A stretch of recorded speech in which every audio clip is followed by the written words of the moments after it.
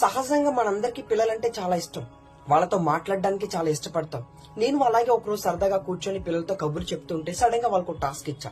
Task ఏంటంటే, sudden గా దేవుడు ప్రత్యక్షమై మీకేం కావాలో కోరుకుని అంటే మీరేం కోరుకుంటారు, మీకేం కావాలని అడిగితే చాలా మంది టక్మని ఒక పెన్ను పేపర్ తీసి వెంటనే రాశారు. వాళ్ళు ఏం రాశారంటే ఆ పేపర్ మీద, నాకు సైకిల్ కావాలి, నాకు జ్ఞానం కావాలి, నాకు చదువు కావాలి, లేకుంటే పనులది కావాలని చెప్పి చాలా క్లియర్ గా రాశారు. ఇందులో విచిత్రం ఏముంది, ఇందులో గమ్మత్తైన విషయం ఏముందని చెప్పి మీరు అనొచ్చు. నిజమే, ఇందులో ఆశ్చర్యపరిచే విషయాలు ఏమీ లేవు. కాకపోతే ఒక పేపర్ మాత్రం నన్ను చాలా బాగా కనెక్ట్ చేసింది. ఇంతకీ ఆ పేపర్ లో బాబు ఏం రాశాడంటే, మా నాన్న తాగుడు మానేయాలని చెప్పి ఆ క్లియర్ గా రాశాడు అక్కడ.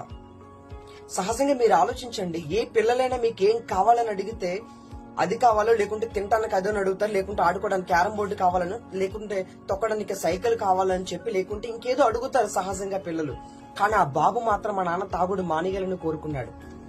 నాకు కాసేపు అర్థం కాలేదు.